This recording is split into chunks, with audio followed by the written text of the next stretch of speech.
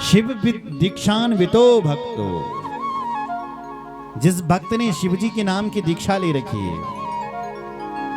वो हर लिंग का प्रसाद खा सकता है, उसके लिए मना नहीं है। बोलो शंकर भगवान की जय। हर हर महादेव, हर हर महादेव। देखो तीसरी बात, जो आप शिवलिंग का अभिषेक करते हो और शिवलिंग की जलहरी से जो जल आता है उस जल को नहीं पीना चाहिए। पर जो शिव जी का प्रसाद बना करके उसका 3 आचमन कर लेता है, तय केवल 3 जन्म का पाप भस्म हो जाता है। शिव जी की निर्माल्य का उल्लंघन नहीं करना चाहिए, इसलिए भगवान शिव जी की आदि परिक्रमा हुई।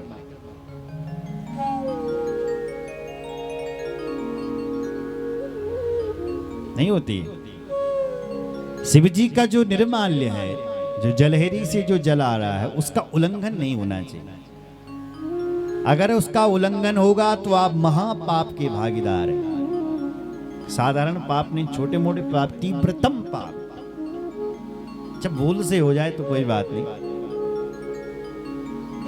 पर उल्लंघन, वैसे ग्रिल लगते हैं भगवान शिव जी के मंदिर में ताकि कोई उल्लंघन जिसको पता ना हो वो भी उल्लंघन न कर पाए, वो रास्ते से ही लौट जाए।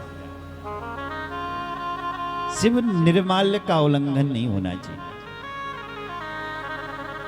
शिव जी का जब आप अभिषेक कराएं तो जलहरी से जो जल आ रहा है वो केवल प्रसाद समझ करके उसके आप 3 आचमन कर सकते हैं। लिखा है स्नापयित्वा विधानेन यो लिंगं स्पाननोदकं त्रिपिबेत् त्रिविधं पापं तस्यासु विनश्यति। त्रिपिबेत् त्रिविधं पापम,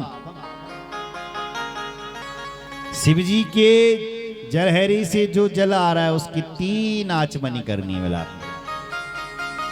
3 प्रकार के ताप शांत हो जाते हैं। कौन से ताप?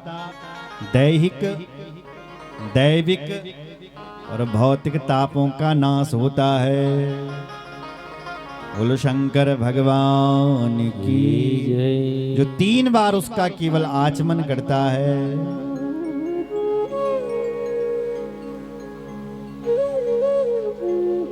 हर हर महादेव। ऋषियों ने पूछा गुरुदेव क्या हम शिव जी के ऊपर का पैसा खा सकते हैं, ले सकते हैं? कई लोगों ने कहा है भाई शिवंश नहीं लेना चाहिए, शिव जी के ऊपर का पैसा नहीं लेना चाहिए। तो यहां भी लिखा है कि नहीं लेना चाहिए। लिंगो परिच तद द्रव्यम तद्ग्राह्यं मुनीश्वरा सुपवित्रं च तज्ञेयं यल्लिंग स्पर्शवायत। लिंगो परिच तद द्रव्यम तद्ग्राह्यं मुनीश्वर। हे मुनीश्वरों, शिव जी के ऊपर जो द्रव्य चढ़ाया जाता है, जो पैसा चढ़ाया जाता है, वो अग्रीय है। और यदि किसी ने शिवलिंग से टच करा दिया और फिर पंडित जी को दे दिया तो वो अत्यंत पवित्र होता है। आपसे भी निवेदन है, जब भी आप शिव जी के मंदिर में 100 का नोट, 500 का चढ़ाओ तो लिंग के ऊपर मत रखना, लिंग से टच करवा करके दान पात्र या पंडित जी को दे देना। सुन रहे हो? अगर वो पैसा शिवलिंग के ऊपर है तो वो महादेव, उसको पंडित जी भी नहीं ले सकते। पर यदि शिवलिंग से टच करा करके अलग रख गया तो वो अत्यंत पवित्र होता है। बोले हमने ये सुना है कि जो नारायण के भक्त होते हैं वो शिव जी का प्रसाद नहीं खाते। क्या ये बात सत्य है महाराज? उनको नहीं लेना चाहिए। कई लोग होते हैं जो नारायण भगवान के कट्टर भक्त होते हैं, वो कहते हैं कि उसमें चंड का अधिकार है, हम तो नहीं खाएंगे शिव जी का प्रसाद। उन वैष्णवों के लिए, उन नारायण भक्तों के लिए कहा गया है कि सुनो, जिस शालिग्राम भगवान की तुम पूजा करते हो, शिव जी का प्रसाद बल आप ला करके भगवान शालिग्राम से टच करवाए और टच करा करके आप उसको खा सकते हैं। आग्रयम शिव नैवेद्यम पत्रम पुष्पम फलम जलम शालिग्राम शिला संगात सर्वम याति पवित्रताम। वो पवित्र हो जाता है जब शालिग्राम भगवान से टच होता है। बोलो शंकर भगवान की जय। हर हर महादेव।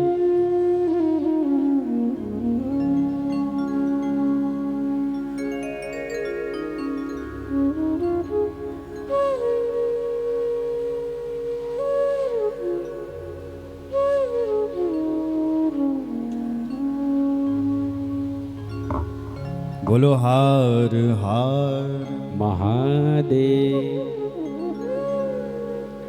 भोले बाबा तेरी नौकरी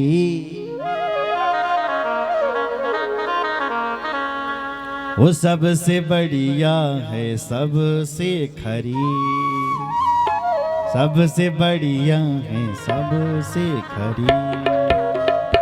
भोले बाबा तेरी नौकरी, भोले बाबा तेरी नौकरी, वो सबसे बढ़िया है, सबसे खरी, सबसे बढ़िया है, सबसे खरी। भोले बाबा तेरी नौकरी, भोले बाबा तेरी नौकरी, भोले बाबा तेरी नौकरी, सबसे बढ़िया है, सबसे बढ़िया है, सबसे खरी, सबसे बढ़िया है, सबसे खरी। वो सबसे बढ़िया है, सबसे खरी।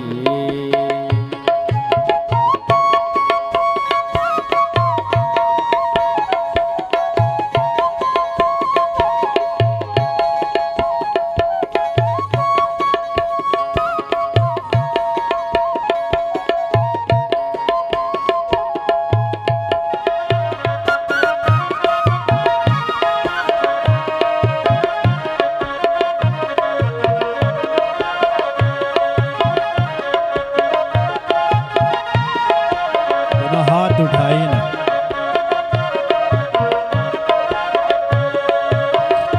जब से तेरा गुलाम मैं हुआ, और जब से तेरा गुलाम मैं हुआ, जब से तेरा गुलाम मैं हुआ, जब से तेरा गुलाम मैं हुआ, तब से मेरा भी नाम चल गया, तब से मेरा भी नाम चल गया, तब से मेरा भी नाम चल गया।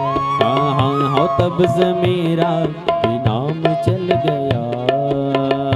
वरना औकात क्या थी मेरी, वरना औकात क्या थी मेरी, वरना औकात क्या थी मेरी, वरना औकात क्या थी मेरी।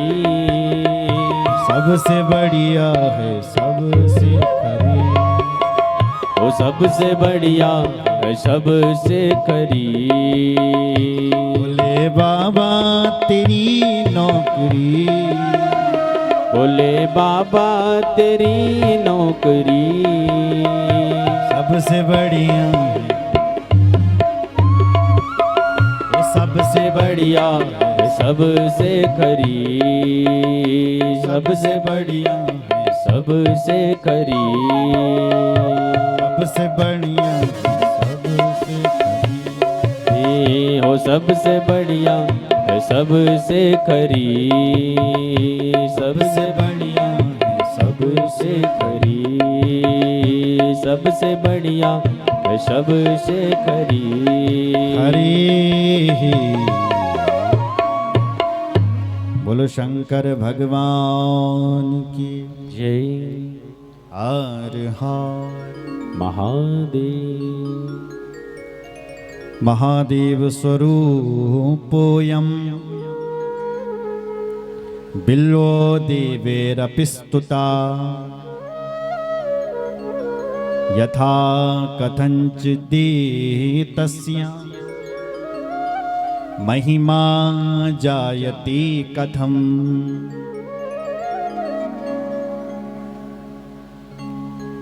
श्री सूत जी कहते हैं ऋषियों,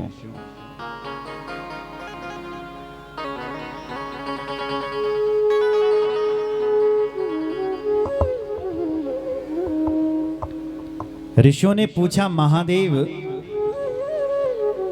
बिल्व वृक्ष की महिमा बताए।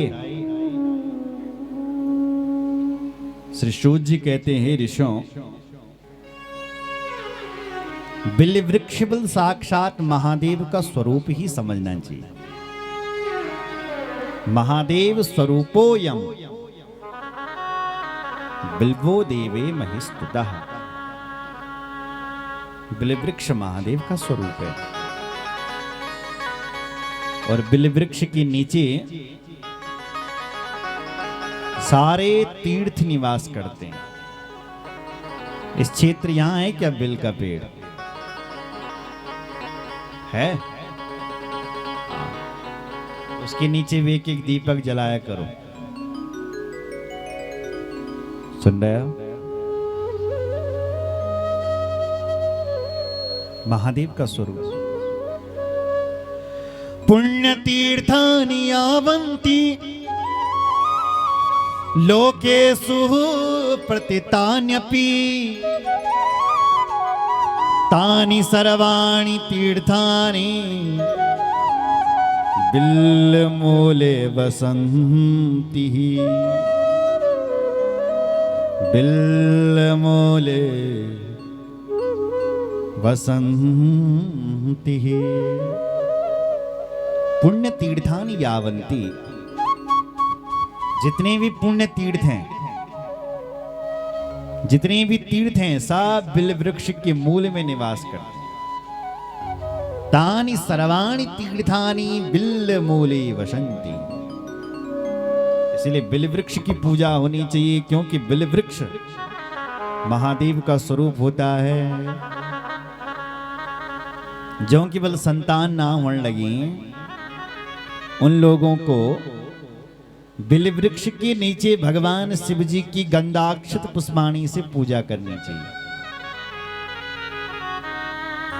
तो उनको संतति का सुख मिल जाता है।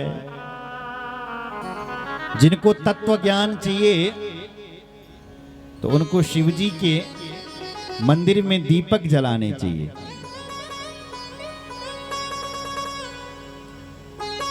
शिव जी के बिल्व वृक्ष के नीचे दीपक जलाने चाहिए। जिनके पास धन नहीं टिक रहा है, उनको बिल्व वृक्ष के नीचे खीर बांटी चाहिए। बिल खीर धन की प्राप्ति होती है। बोलो शंकर भगवान की जय हो। यहां पर बिल्व वृक्ष की महिमा को बताया और आगे ऋषियों ने प्रश्न किया, गुरुदेव आप हमें आगे भस्म, रुद्राक्ष और शिवनाम की महिमा बताई। तो सबसे पहले शिवनाम की महिमा कही कि जिसके मुखार बिंद से शिव जी का नाम निकलता, वो मुख तो अपने आप में तीर्थ है।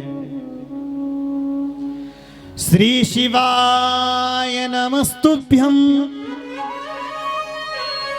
मुखं व्याहरते यदा तन्मुखं पावनं तीर्थं सर्व पाप विनाशनम। अभी पूरे भारत में एक ही मंत्र चल रहा है। कौन सा? श्री शिवाय नमस्तुभ्यम। हमारे भारतवर्ष के बड़े कथावाचक हैं प्रदीप मिश्रा जी, जिन्होंने शिव भक्ति का प्रचार इतना किया, हर जगह शिव जी के भक्त पैदा हो गए। लेकिन मंत्र दिया श्री शिवाय नमस्तुभ्यं, ये मंत्र नहीं है। तो ये मंत्र तो ओम नमः शिवाय, ये शिवाय नमः, ये तो एक श्लोक है। इसका भी अर्थ शिव जी को ही प्रणाम है। लेकिन कह रहे हैं कि जिसके मुख से शिव जी का नाम निकलता है, जिसके मुख से श्री शिवाय नमस्तुभ्यम ऐसा निकलता है, वो मुख तो अपने आप में तीर्थ है।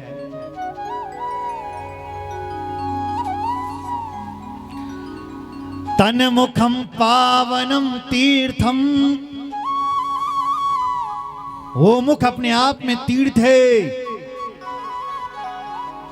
जिसके मुख से श्री शिवाय नमस्तुभ्यम निकलता है। आप भी बोलो, बोलो ना, श्री शिवाय नमस्तुभ्यम।